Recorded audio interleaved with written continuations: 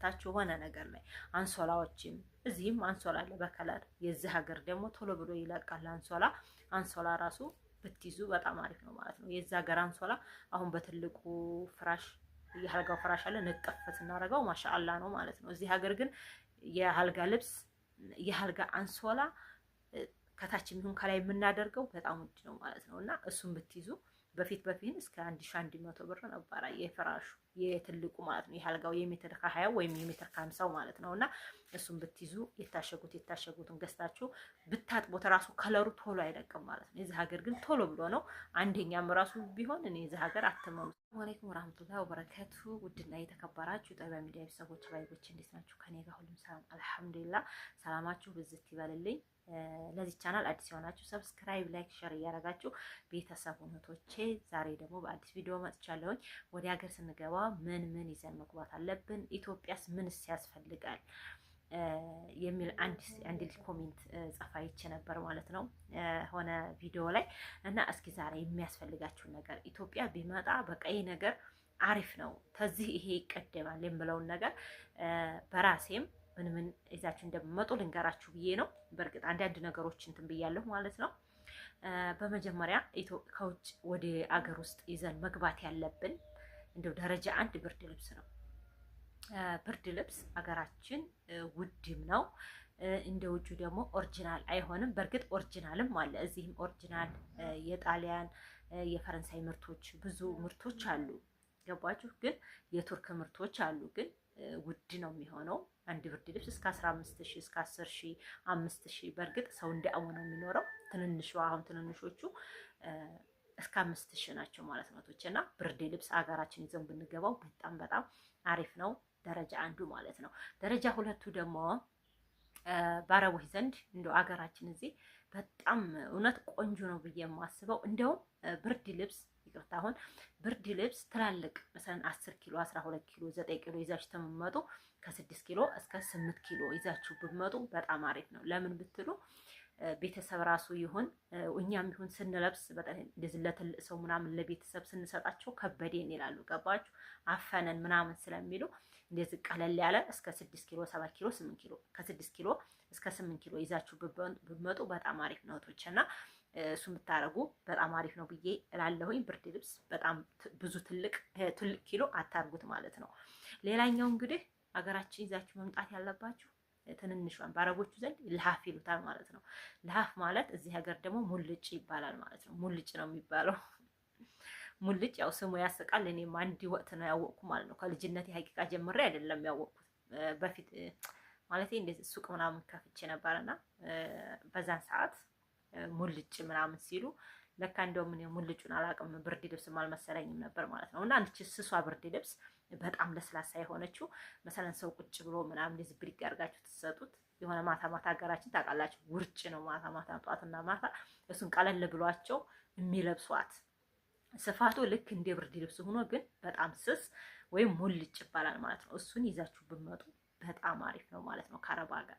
ሌላኛው እንግዲህ ሀገራችን በጣም እንትን የሚሆነው ዶዶናንት በጣም አሪፍ ነው እቶቼ። እዛ ሀገር ዶዶናንት ቀላል ብር እንዳይመስላችሁ 700 800 ነው። እዛ በ15 ብር በ20 ብር በ25 ብር ይሸጣል ማለት ነው። እዚህ ሀገር ግን ከ800 የምላችሁ ትንሿ ነው ማለት ነው። 2 3 እስከ 5 ድረስ የሚሸጠው ነው ምርጥ ዶዶናት የሚባለው ማለት ነው። ስለዚህ እዛ ሀገር በ20 ብር ገዝታችሁ ብትመጡ ዶዶናት በጣም አሪፍ ነው ማለት ነው። ሌላኛው እንግዲህ ሳሙና፣ በርግጥ ሳሙና አሁን በፊት ነው ተናግሬያለሁኝ። እንደዚህ ለሸዋር ሳሙና ብትይዙ በጣም አሪፍ ነው ማለት ነው። ለገላችን በጣም ቆንጆ ነው። ሳሙናዎችንም ያዙ ማለት ነው እና ሌላኛው ደግሞ እንግዲህ ወደ ኢትዮጵያ ይዛችሁ መግባት ያለባችሁ ምንድነው እንትን ሽቶ ሰሞኑን ባየር ይዛችሁ ትመጡ እንደዛ አድርጉ እያልኩ እያወራሁ ነበርና ብዙ ልጆች የተወዘገባሉ እና እንትን ሽቶ በትልቁ ሻንጣ ቢሆን በጣም አሪፍ ነው። ገባችሁ? በትልቁ ሻንጣ ለምን በትንሿ ሻንጣ ስንይዘው ብዙ ጊዜ ተፍቲሽ ሊኖር ይችላል። አጋጣሚ ነው። ተፍቲሽ እኮ አጋጣሚ ነው። ገባችሁ? የኔ ጊዜ አልተፈተሽኩም የሌላው ጊዜ አይፈተሽም የለም። ወይም ጧት ተፈትሾ እንዲያው ቀን ላይ ፈተሽ ይችላል። ስለዚህ አጋጣሚ ሻምፖና ዶዶናት ምናምን እንደዚህ ነገሮች ቢያገኙ ተፍትሽ ላይ ሊያገኙባችሁ ስለሚችሉ ይወስዱባችኋል ብያለሁኝ። እና ሽቶ እንደዚህ ሻምፖ፣ ቆንጆ ቆንጆ ነገሮች ይዛችሁ ኦሪጂናል ነገሮች የትልቁ ሻንጣ አድርጋችሁ አሽጉት ብያለሁኝ። ሳሙናም እንደዛው። ሳሙና እንኳን በእርግጥ አይወስዱም፣ ግን ሳሙናም ደግሞ በትልቁ ሻንጣ ብታረጉት በጣም አሪፍ ነው ብዬ እላለሁ ማለት ነው። ይዛችሁ ብትመጡ ሳሙናዎች በጣም አሪፍ ነው። እዛ ሀገር ውድም ነው እህቶቼ፣ ውድም ነው። አንደኛ ደግሞ እንደ ውጭ አይደለም፣ ቶሎ ልቅ ነው የሚለው የሆነ እንትን ነው፣ እርጥብ ነው ማለት ነው። የዛ ግን ጠንካራ ነው። የአረብ ሀገር ሳሙናዎች ጠንካራ ናቸው ማለት ነው። እና እንግዲህ ቫዝሊን ነው። ቫዝሊን ይሄ ማንኛውም ሰው የሚጠቀመው ቫዝሊን እዛ ሀገር ውድ ነው።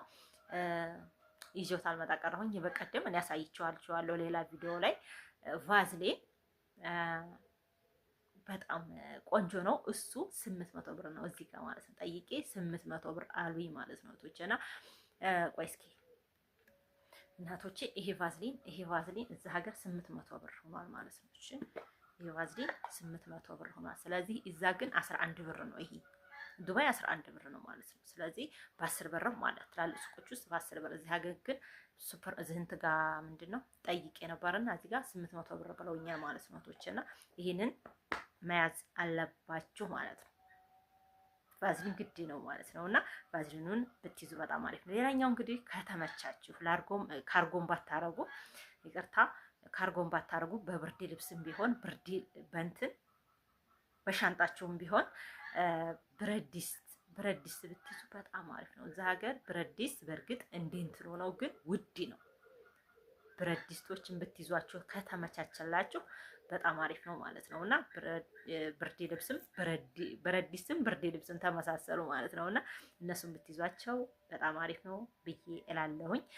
ሽቶች፣ ሙልጭ፣ ብርድ ልብስ፣ ዶዶናት እነዚህ ነገሮች በጣም አሪፍ ነው እህቶቼና ኢትዮጵያ ላይ ያው በእርግጥ እንደ ደረጃው ነው አለ እኮ እዚህም አለ ሀቂቀትን ማለት ነው። እና እነሱ ብትይዙ ቀላል ነገሮች ሲጀመር ከአረብ ሀገር የሚመጡ ነገሮች እዚህም ሀገር ያን ያጋዳል። እውነት የሚወርቅ ነገር የለም ማለት ነው። እና ብትይዙት በጣም አሪፍ ነው።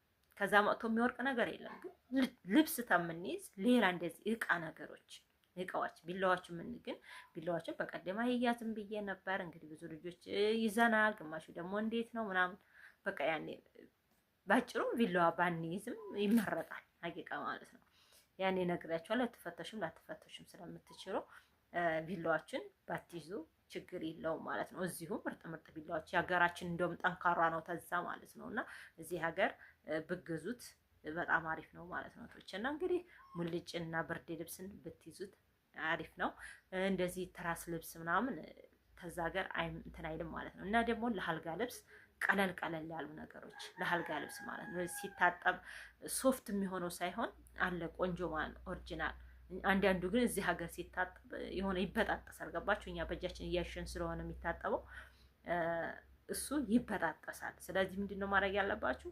አለ በቃ የእንትኑ የአልጋ ልብስ እንደዚህ ውስጡ ስፖንጅ የሌለው አለ ጨርቅ በጨርቅ የሆነ ማለት ነው። እና እሱን ብትይዙት በጣም አሪፍ ነው ማለት ነው። እንደዚህ መጥታችሁ የሆነ ነገር ላይ አንሶላዎችም እዚህም አንሶላ አለ በከለር። የዚህ ሀገር ደግሞ ቶሎ ብሎ ይለቃል አንሶላ ራሱ ብትይዙ በጣም አሪፍ ነው ማለት ነው። የዚህ ሀገር አንሶላ አሁን በትልቁ ፍራሽ የአልጋው ፍራሽ አለ ንጥፍ ስናደርገው ማሻአላ ነው ማለት ነው። እዚህ ሀገር ግን የአልጋ ልብስ የአልጋ አንሶላ ከታችም ይሁን ከላይ የምናደርገው በጣም ውድ ነው ማለት ነው። እና እሱን ብትይዙ በፊት እስከ 1100 ብር ነበረ የፍራሹ የትልቁ ማለት ነው። የአልጋው የሜትር ከ20 ወይም የሜትር ከ50 ማለት ነው። እና እሱን ብትይዙ የታሸጉትን ገዝታችሁ ብታጥቦት ራሱ ከለሩ ቶሎ አይለቅም ማለት ነው። የዚህ ሀገር ግን ቶሎ ብሎ ነው። አንደኛም ራሱ ቢሆን እኔ የዚህ ሀገር አትመኑት ማለት ነው። እና እነዚህ ነገሮች ለእናንተ ጠቃሚ ናቸው ብዬ ነው ይዤላችሁ የመጣሁት። ሌላም ኮሜንት አስቀምጡልኝ ስለምን ልስራላችሁ ቪዲዮ ይሄን ነገር ብትሰሪልን ምን እናርግ የምትሉት ነገር ካለ እሰራለሁ ማለት ነው። እንግዲህ ላይክ አድርጉኝ እህቶቼ፣ ሰላማችሁ ብዝት ይበል። አንዳንድ ነገሮች ጠቃሚ ለመላቸውን ወደ እናንተ አደርሳለሁ ማለት ነው። አሰላሙ አለይኩም ወራህመቱላሂ ወበረካቱ።